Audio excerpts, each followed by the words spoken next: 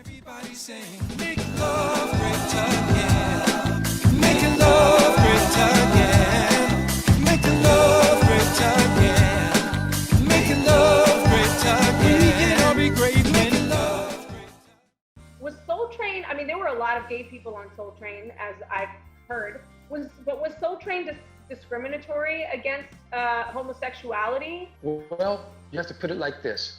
It's a syndicated television show. It's in the 1970s. Now, if it starts getting too overboard, Don Cornelius has reason to be concerned, because then you would probably get complaints. You know, if it looked like you're trying to promote an alternative lifestyle on your TV show. And I think Don Cornelius, Dick Griffey, I mean, they knew some of the dancers were gay, but some of the gay dancers are great dancers. Okay, fair enough. But if it's getting too overboard, it might tend to raise eyebrows, or alarms might go off in a sense, you know? So yeah, that's a very good question. But I don't think the public, like the first time I went on Soul Train, there was a guy named Derek. He used to have a big reddish colored afro. And I just loved him for his afro, because he had the greatest afro. But when I went on Soul Train, and when I first went to the studio, when the cameras went off and it was sitting in the bleachers, then I saw this guy switching and this guy switching, this guy. Oh, stop, Miss Bang. You're tired. Ow. And I'm like, wait a minute, he's gay? He's gay? And he is too? I didn't know all these guys were gay watching it on TV. Come to find out that when I started Soul Train around 1975, about 85% of the guys on the show were gay. The only way to differentiate us is like our dance style. If you were locking, you know, gay guys didn't really lock the way we could lock. They couldn't lock like us. Certain other dances, you know, and we all got along. I mean, you know, some gay guys were really in showing it, like Blinky really show it. You know, we'll talk, hey, what's up, and this and that, and they go off to their quarter, because when Soul Train finished, they're going off to that club. You know, they're going off to their club, and we're going over this side of town to Maverick's flat. Yeah. You know, so that it wasn't a division, but it was all there. It was all there. Like Cleveland used to be a gangster. He hated Soul. Jeffrey, man, all these gay guys, man, I don't want to be around you, man. Wow. You know, all these gay guys here. Because Cleveland had never been around gay people before. Let me tell you, we rented a car and drove from Los Angeles to Toronto, Canada, because it was a job. Chuck Johnson got it for us. Me, Tyrone, Sharon, Jermaine Stewart, Cleveland, we were in this car. The only people who could drive were me and Tyrone. So I'd be driving for like 6 or 7 hours. Tyrone would take over. So we're in the car driving, and we just formed a group. Tyrone used to tease Cleveland, and all the way to Canada, Cleveland, Jeffrey, you better tell him, I don't play that, Jeffrey. I don't play that gay stuff, man. You better tell him, Jeffrey, I'm gonna kick his ass. And Tyrone go, oh, you know you, Miss B. Come on, Miss B. Cleveland, man, you better stop that stuff, man. Jeffrey, you better tell him, I'm gonna kick his ass, Jeffrey. All the way to Canada. That's all I was hearing, going back and forth. And Tyrone kept egging him on, kept teasing him and stuff. You know you, Miss B. I'm telling you, man, you better stop that, man. It was so funny. Me and Jody and Sharon were just dying laughing. Let me tell you something. To this day, Cleveland loves Tyrone like a brother. I mean, you know, but it's just that he had never been around gay people before. And we'd be at Soul Train in Cleveland, like, man, I don't know what I'm doing here, man. I said, Cleveland, forget about the gay guys. Look for the camera. The camera is friend. Forget about that. It took him a while to get used to, because he's coming from the streets. He was a straight up, he was the leader of his gang clique. And now suddenly he's surrounded by all these gay guys, so he was uncomfortable with it. But he come to find out that people are people, and you know, it's cool, you know. Tell me a little bit more about the Outrageous Whack Dancers. Why was the group created, and did you perform in different places outside of Soul Train, or what was the purpose of that group? We did a show, as I told you, in Toronto, Canada. Then they didn't have a lot of money, so only Tyrone, Jody, myself, who else went with us? Because I have the pictures in my photo album of just Tyrone, Jody, myself. There may have just 4 of us was sharing with us too. We had a show in Wichita, Kansas. We took the Greyhound bus there to go do a show, and took the Greyhound bus back to LA. Don couldn't be concerned about it, but Chuck knew that people wanted to see the Soul Train dancers, so he got us a job in Toronto, Canada, and a job in Wichita, Kansas. Let me tell you about the job in Canada. By the time we drove there and drove back home, we spent all our money on gas. By the time we got back to LA, there was no more money. because we didn't make that much anyway. So the money we had, we used it for the gas and the rental of the car. But we just wanted to dance and be seen. And the first real job that came for the outrageous white dancers was in Japan, a tour of Japan in 1979. Jody and I were in Shalimar.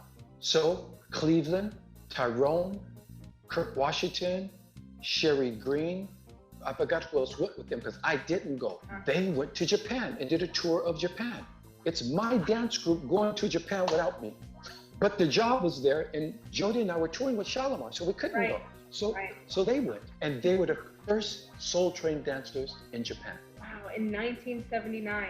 Japan has been whacking and punking for a long time, and I'm not sure if you're familiar with Japanese punking, but the Japanese, they do something called soul dance, which is something that my understanding is that it's something that was created in Japan. What it looks like to me is like they took the moves that they saw on Soul Train, combined it with some arm moves that they saw in whacking, added in a groove, and then they get whacking, and then they get punking and soul dance. But what I don't understand is how the word punk got to Japan in the first place. And it's also their version of it is totally heterosexual looking. I don't know if Japan had the gay club culture, or should I say the gay club dance culture that America had. Right. Yeah, I mean, I guess every country has gay clubs because there are gay people everywhere. But did they have that gay dance culture? See, for me, gay clubs was the dance culture. I was there for the dance culture. Japanese are sticklers for information. Whatever they do it very well, and they research. Yeah. So they would know about punking, whacking, locking. Plus, now all the dancers, Pop and Pete, Skeeter Rabbit were going there every year teaching popping classes. Don Campbell later started coming over there. Tyrone was going over there teaching classes. There may maybe be some other people, but these are people that I know. I'm in Japan. I'm choreographing tours for Japanese artists, TV commercials and promotion videos and stuff like that. I never really taught dance in Japan as a dance teacher, but I just did jobs in Japan like that. And I had a music company called Japan Soul, a music production company. Then I would see Skeeter Rabbit coming over. I would see Pop and Pete coming over. Tony Gogo has been there teaching locking and doing locking. Right. And there are Japanese who are watching Soul Train in the 70s, and they took on the soul culture. And to this day, they're in their 50s or 60s, and they are still that soul culture of Japan. And whoever's come, they opened up the first dance schools for locking and all this stuff until some of us started coming over there and teaching them. You are a multifaceted, multi-talented individual who has had careers span across a multitude of platforms, from performing in a group music production, working on Nigerian Idol as a judge. I did. The show was off, but that's what got me here, and I'm still here. How have you been able to do all of these different things, and how did all of that happen?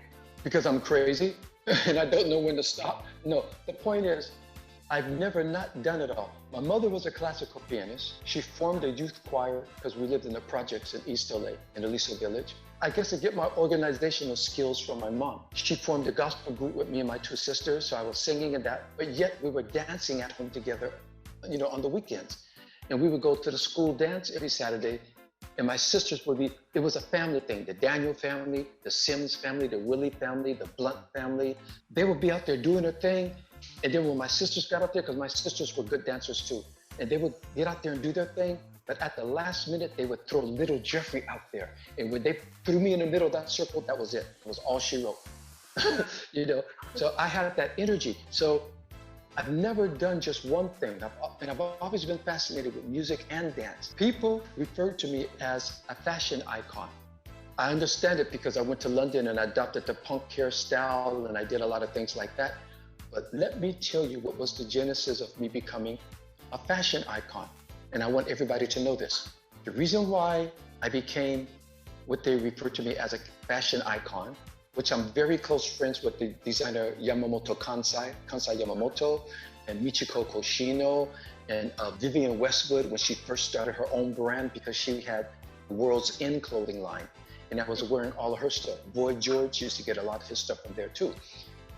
the Shalimar The Look album, Jody and I are wearing World's End clothes on there. So anyway, it was Vivienne Westwood's company, and she left Malcolm McLaren, and then she started her own line called Vivienne Westwood.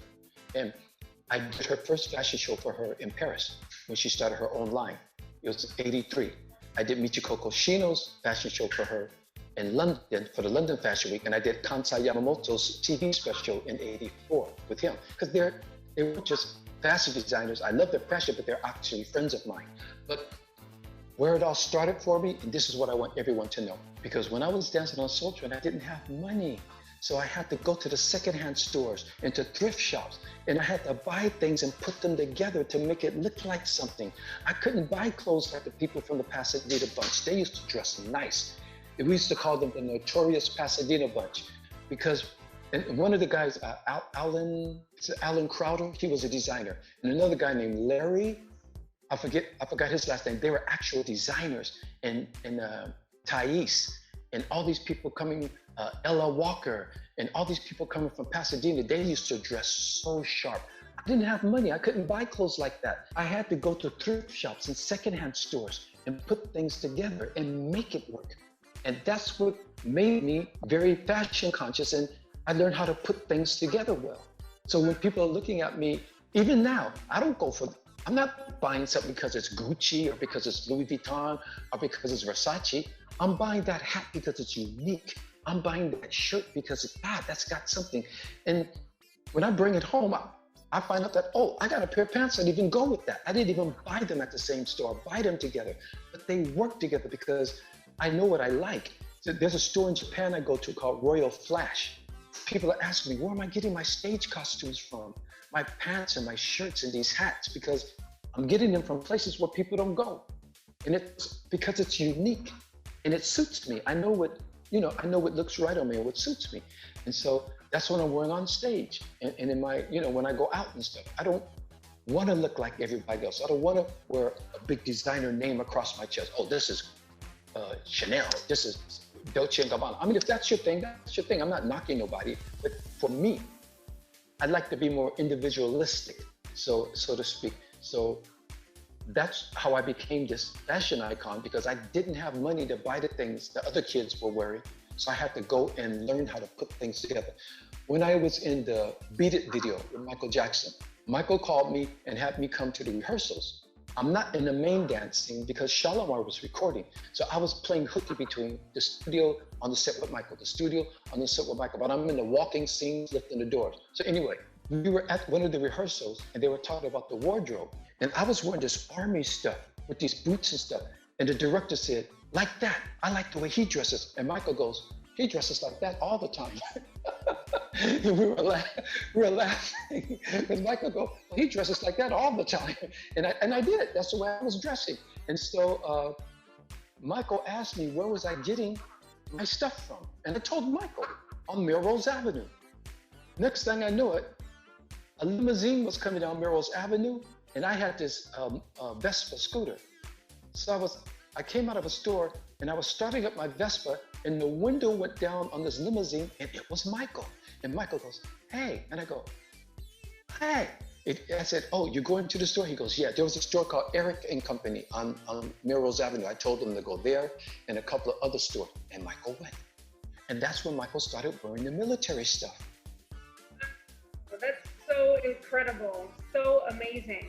And there's footage, as you know, just in case anyone doesn't know, of Jeffrey doing the moonwalk long before it was done by Michael. You have been credited for basically teaching him that dance and putting it out to the world first. I was doing the backslide. Backslide. Yeah. Casper and Cooley, they went and taught Michael too. Casper and Cooley taught Michael too. But I worked with Michael the longest, and I really gave him that one that covers the whole stage. When I showed Michael, Michael's like, that's it. Because I was doing it across the stage with Shalimar. So I wanted it to cover the whole stage, and I put the long strides into it. If you see Poppin' Sid doing it with the Electric Boogaloos, he was Scott, Scott, Scott, Scott, Scott. I gave it the skoosh, skoosh, skoosh, skoosh, skoosh, because I wanted to cover the stage with it. Right. And that's what Michael wanted to do it like that, you know. That's incredible. Wow. So after everything that you've experienced in your life, is there any, I mean, just from all of your careers, you know, being in Shalimar, being on Soul Train, what advice could you give a young entrepreneur in the world of entertainment? In this day and age, in this era, with this technology, with YouTube and Facebook and Twitter and Instagram and all these platforms they have, and we didn't have any of that back then, you know? So the most important thing to do is to try to, of course, along your way of trying to find yourself, you emulate other people, because how can you be original and you're not thinking there's anything special about yourself? So along the line, you do emulate other people, but at some point you have to take it and own it and make it you and find your balance in it, because otherwise you're just an imitation or you're just copying. And I'm not saying you can't copy some things from people. You have to incorporate things from other people on the road to creating your niche, your own thing. I don't care if it's music, if it's dancing, if it's singing, you know, you get to get a little Luther Vandross in there, a little Michael Jackson in there, a little Eddie Kendricks or some Smokey Robinson on the journey to creating your own vocal style, you know, and that's what you do. So I think the main thing is just to try to be as original as you can. What is originality in today's context? Because everything's been rehashed and done and done and done, but still, there's only one you. No one else has your fingerprints, no one else. There may be people who look like you or similar to you, but there's only one you. And when you learn to put you into what you do, that's when you're going to stand out and be unique, because there's not going to be another you. Waacking has been a journey of self-discovery for me, and I owe that to Tyrone. And I'm so thankful to you, Uncle Jeffrey, for being here to tell your story and share with the world. If there's anything, I don't know if you have any closing statement or anything else that you want to say. The only thing that I could say is I'm forever grateful for Tyrone "The Bone" Wesley Proctor. When Don Campbell passed away, I was shocked. I knew he was sick, but the way I heard about it, I was just shocked. And I'm on the other side of the planet. I'm over here in Nigeria, so I'm away from everybody. And so I went on YouTube and I gave a tribute to him, because I had to. I mean, it would have been so remiss of me if I didn't pay homage to the person who inspired me to go to Soul Train and become a locker and want to do all of that. And on the road to that, I met Tyrone, you see? So when Tyrone passed, it was too close to me. It was too heavy for me. So I didn't do a video, because at the end of Don Campbell's tribute, I kind of broke up. But I just didn't have the strength to do one for Tyrone. So I said, I'll probably wait until his birthday, August 29th, and probably give him a tribute. But maybe by that time, I will be strong enough to really carry it out. Dancing is one thing. Introducing me to another spectrum that was going on in LA was another thing. He is the big brother that I didn't have. He was an uncle to my daughters, you know. And the summer of '85, I brought Tyrone out to London, and he stayed with us for the whole summer. And my daughters came out. He had to comb and brush my daughter's hair for them and stuff like that. And so he was in LA about a year or so ago. And my oldest daughter, Amber, she's 40 something now. And she heard that Tyrone was coming to LA. She doesn't live in LA. She lives out there in Rancho Cucamonga and way out there. She got in her car and she drove to be with her Uncle Tyrone. And it just warmed my heart when she sent me the picture by WhatsApp and stuff of her and Tyrone together. You know, I mean, she just loved her Uncle Tyrone. Tyrone was family to me. Now on the West Coast, as we know, Tyrone went to LA by himself to dance on Soul Train. While he was on the West Coast, he knew a lot of people. He went around in different circles. But his family on the West Coast was Sharon Hill and Jeffrey Daniel. That was his family on the West Coast. He very close friends who loved him. Choi Sit was a big sister to him. There are other people there. I'm not trying to discount anybody. And he lived with me and Jody for a long time, you know. When we got our first apartment, he would disappear for 2 weeks. We wouldn't see him. And I tell, where is Tyrone here? No. Have you seen him? No. And he would come back like, Tyrone, where did you go? You know. But you know, there were times off and on that we would all live together like that, you know. And Jody is family for him too. I can't go to New York without paying tribute to my big brother. And I haven't been to New York since then. I mean, I've been on lockdown, our planes can't fly, so I couldn't even go to his funeral, I couldn't go to his memorials, and that just really ate me up inside, that I couldn't physically be there for my brother.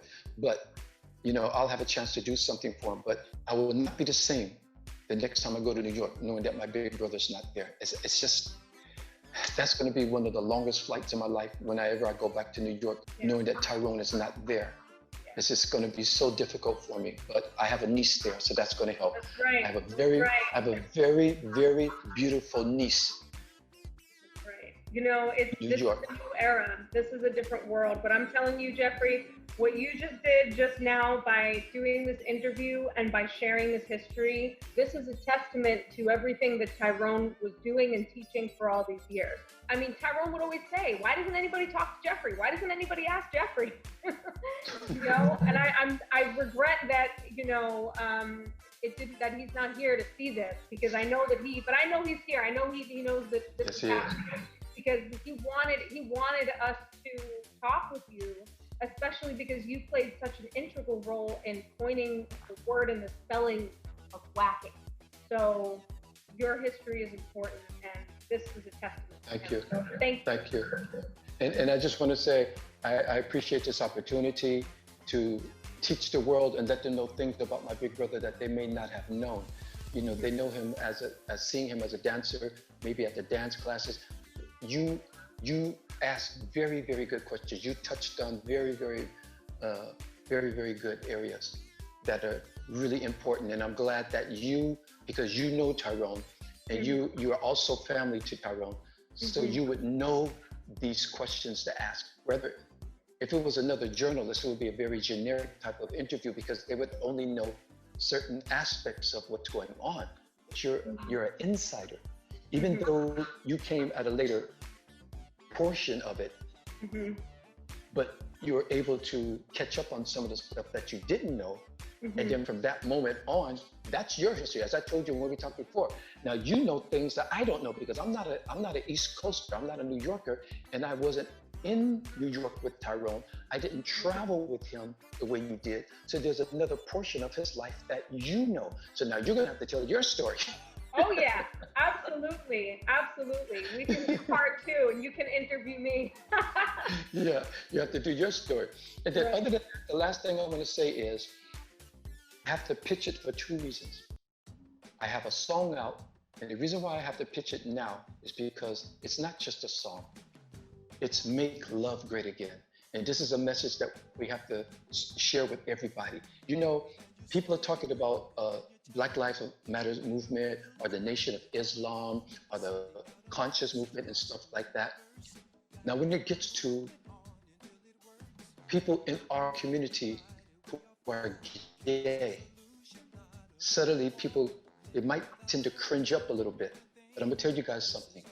If a gay person can take me to Soul Train and help me start a career for myself, if a gay person can be the best big brother I could ever have in my life, it's not about discriminating, because gay people are people too. And gay people could probably have something to offer to your life. I judge people by their character, not by their social label, you know, not by their sexual orientation. As long as they're not messing with kids, you're fine with me. Any adult has the right to be what they want to be and do what they want to do. That's their business. You know, when they go to do that, that's their business. I can't judge nobody, and no one should judge people. These gay people who are in our community, if they've got something to offer and they want to be a part of Black Lives Matter, they want to be a part of the conscious community or whatever like that, you guys, you got to open up your heart, because we have to love each other. Regardless, as long as it's not illegal, as long as they're not harming children, as long as they're not hurting nobody, it's time to stop all the judgmental and labeling and being prejudiced against people, because people are prejudiced against us as a race. So we can't be prejudiced within our race. We have to stop that. And it's time for us to come together, because now the whole racial thing is on the table. For the first time, officially on the table. The world is watching. It's global now. So now we have a chance to get this thing right. And that's why I'm singing, Make Love Great Again. So you guys listen to my song. It's on YouTube, it's on iTunes, it's on Spotify, whatever. It's a message. It's not just a song, and it's very important. And it's make love great again. And it's the love that brought me and Tyrone together. And from that point on, we have the love of brotherhood, and it's still alive today. And through him, now I can't tell you how beautiful you are, my niece. You are lovely. You are so lovely. Thank you. You are so lovely. And I'm looking at you, and not just looking at you, not just physically, but from your heart, you're a beautiful person. I knew that from the first time we spoke. And you would have to have been a beautiful person to be that close to Tyrone. You would have had to have been. So all of that is there. That's already, that's a done deal. So, so I appreciate you. I appreciate you very much, okay? And I love you very much. Thank you. I love you too, Jeffrey. This was amazing. Everybody check out Jeffrey's new song, Make Love Great Again. And let's keep whacking alive and keep whacking alive. Keep Tyrone's legacy alive. You got the torch now. You're carrying that torch now. You got Tyrone's torch. Woo, that's a big honor. It's a big honor. So I will lie. It's a little scary, but I feel blessed and honored for that. Well, all you have to do whenever you feel scary or whenever you feel that you need encouragement, just remember what Tyrone said. You better dance, girl. That's right. That's right. That's it. Yes, it does. Making love great again.